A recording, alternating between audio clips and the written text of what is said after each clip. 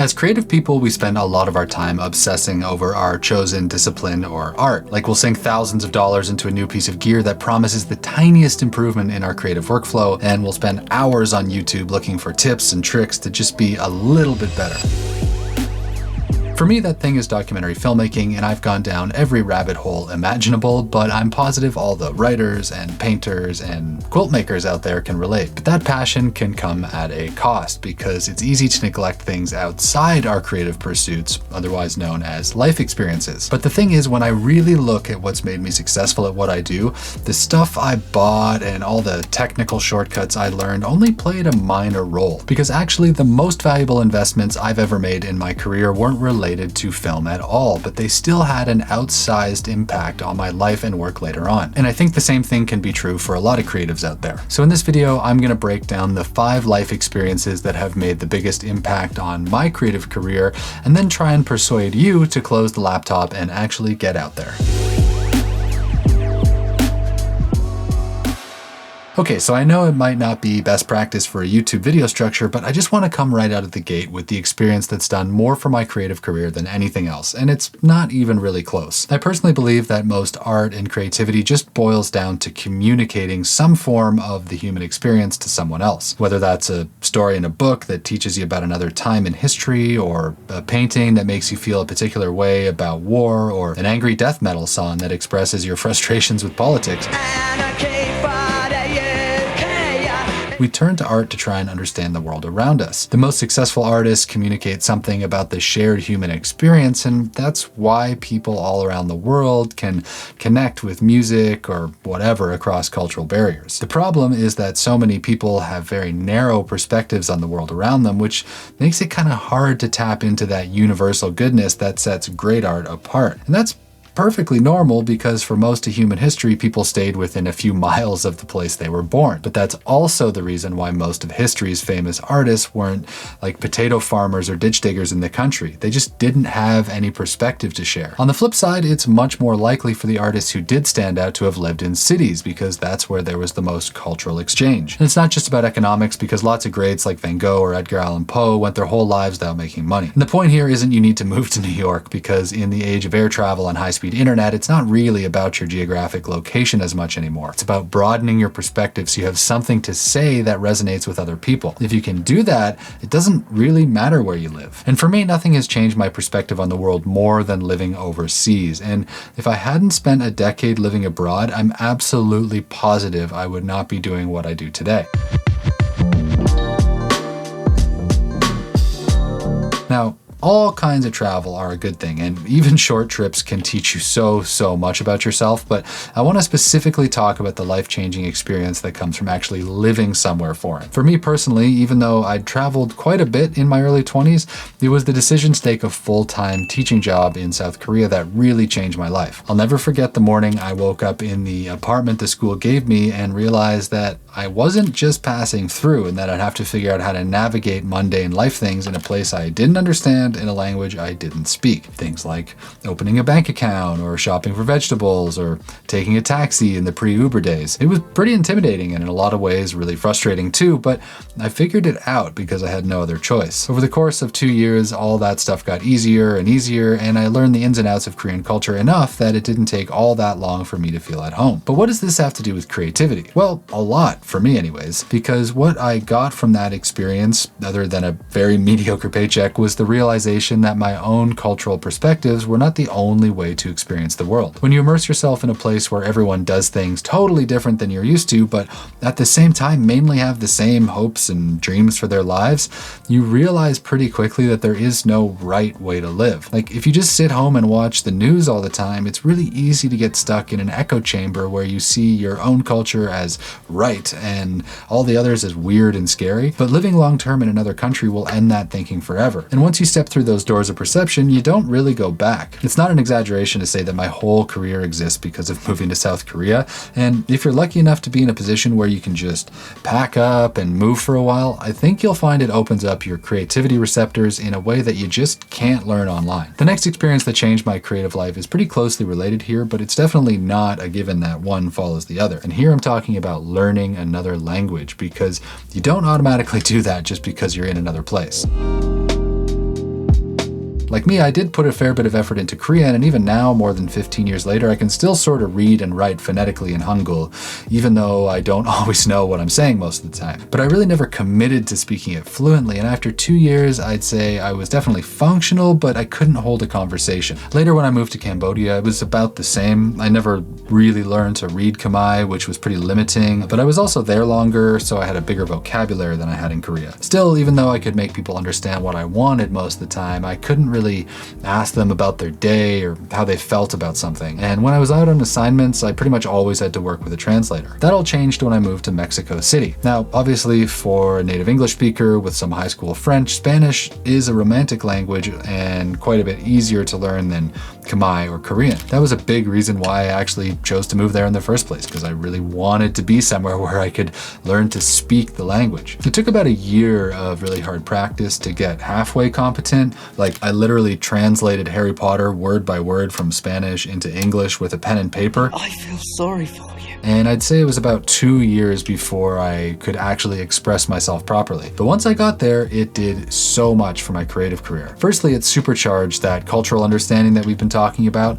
Like, it's one thing to figure out how to physically survive somewhere, but language determines so much of culture that it literally changes the way people experience the world. How you express anger or respect or humor is very different across languages, but once you start thinking in that language instead of just translating from your native one, you drop into an entirely different kind of understanding. And like we already talked about, understanding creates empathy, which creates communication and creativity. Then secondly is the practical stuff, because once I got decently fluent, my job opportunities skyrocketed. Mexican crews liked working with me more because they could actually talk to me, and I became incredibly useful to foreign crews because I could help translate. Even today, I still get gigs where my experience in Latin America and my ability to speak Spanish factor into the hiring. Like, even a year or so ago, I helped out on a big budget show about the origins of Latino hip hop, and we interviewed big names like Fat Joe and Noriega and Residente. America no es solo USA, papa. As you can imagine, with people like that on the show, the producers really wanted the crew to speak Spanish, and the ability got me the gig even though I lived on the other side of the continent. Look, I'm not saying you need to speak multiple languages to make art, but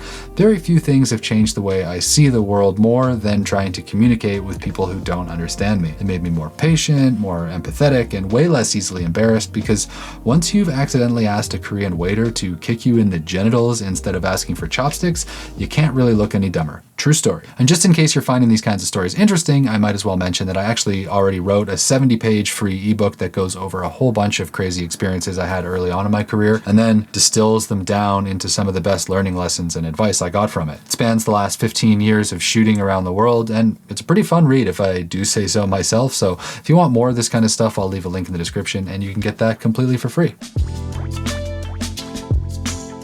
Alright, so the next life experience I would highly recommend for anyone trying to do creative work is actually kind of counterintuitive. Making stuff can often be a very intellectual process where you kind of pull this new thing out of your brain and make something where before there was nothing. But at the same time, there can be real benefits to using the other part of your brain, the side associated with physical, hard work that translates over to the creative side. And for me, there were few life experiences that had put me more in touch with my physical side than having a manual labor job, or at least doing very hard physical things on a regular basis. It's hard to list all the ways that working with my body made me a better filmmaker, but let me give you a few choice examples. If you watch this channel, you might already know that for 5 years in my 20s, I worked as a professional tree planter in remote parts of the Canadian forest. The job has literally nothing to do with art, and my only responsibility out there was to plant as many seedlings as possible on a given day in exchange for money. It was monotonous and backbreaking, and we slept on the ground in tents for months at a time. So what could that possibly have to do with creativity? Well, for one, it taught me how to grind. Planting trees is as much a mental battle as a physical one, and when you're stumbling through a clear cut in the rain with 50 pounds of trees on your back while getting stung by bees, you want to quit on like an hourly basis. But if you don't quit, you learn that by putting one foot in front of the other and just moving on to the next tree, you can actually get through some pretty intense situations if you just keep going. You might be able to guess where I'm going with this, but if you've ever tried to finish a book or guide a film through the editing process, you're going to know that creative projects can be just as much of a grind. There are countless little things to tweak all the time, and you rarely have all the resources you want to get it done. There's so many signals telling you to quit and that it's just not worth it, or that it would be easier to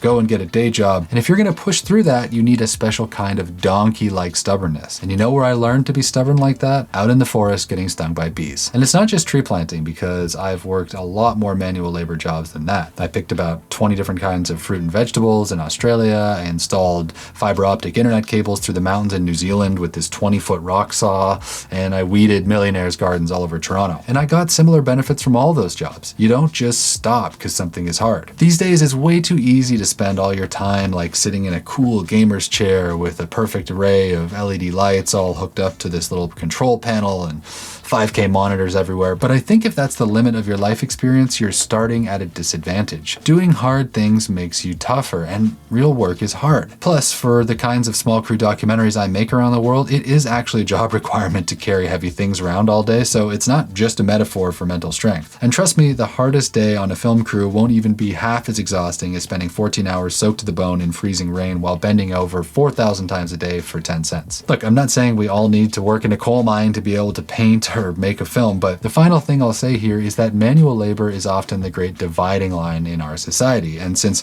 creativity is really about communication and expression and empathy, like we've been saying this whole time, it's so good to be able to at least have a sense of what most of the world does to pay the bills. You'll be able to tell better stories because you'll actually understand what it's like to get sunstroke on a job site when the foreman doesn't let you take a break. Anyways, I'm not trying to get into a class rant here, so I'll just leave it there, but finding something that's physically hard and then pushing yourself through it will absolutely have trickle-down effects to your filmmaking or whatever other creative thing you're into. Oh, hi there. Just another Tuesday here at YouTube Studios. So keeping with the job thing here, and the next and final life experience for this video is something that had a huge impact on my career and wasn't about the kind of work exactly, but more about the quality of that work. Like, let's be honest, working in the arts has never been an easy path. There's the financial insecurities of being a freelancer and the stresses of running a small business, and you're always at the whims of the market, like the massive industry-wide slowdown that's happening in film right now. But at the same time, it's also a total privilege to support yourself from your creativity, because that's a luxury that most of history's greatest artists didn't get. Leonardo da Vinci had a day job for most of his life, so the fact that I can get by without holding a corporate job is pretty incredible. It's not easy, but that doesn't take away from the fact that when I zoom out a bit and look at what I do relative to most people, it's an absolute dream that I try not to take for granted. It's just so easy to forget how lucky we are, but it hasn't always been like this, and there's one big reason I'm able to stay grateful. I've also had jobs that I hated. Now, I've probably had like 50 jobs in my life, and there's been lots of them that have been less than ideal. Stacking pallets in a refrigerated warehouse wasn't great, and I also didn't love my time washing dishes in a pub. But there's one job I hated more than all the rest by a mile, and that was working in a sales call center selling advertising to businesses over the phone. It was soul crushing. I hated my cubicle, I hated the cold call process, and I hated the terrible pay and the commission basis of everything. I'd love to say that there was a silver lining, but the truth is it just sucked all around, and I got more depressed every day I worked there. But you know what? Looking back, I value that experience so much more than I ever expected, because at least I know what I definitively do not want to do. Look, you can find happiness in anything, and no job is inherently better than another. If you've ever watched the movie Perfect Days about the guy in Japan who finds peace while cleaning public toilets, it's a great example of how any kind of work can be meaningful. This isn't about saying what is and isn't good to do, and what a job you hate looks like is very different person to person. Like, I don't know, you might be fine in the call center but hate planting trees, and that doesn't matter. I'm not going to decide for you. But if you've never experienced doing work you really don't like, it can be a lot harder to be grateful for what you do have. And every time I'm grumpy having to wake up at 4 a.m. for a sunrise shoot, I just think about how lucky I am to not be hooked up to that auto dialer all day. This isn't an exhaustive list of meaningful life experiences by any means, but I legitimately think that if I hadn't had these ones, I don't think I'd be doing what I do today. Again, if you want to hear more about the other defining experiences I've had along the way, you can just grab that ebook for free using the link below. But in the meantime, I'm more curious about you guys. What are some of the most creatively formative life experiences that you've had? What terrible jobs have made you appreciate your life more? Let me know. See ya.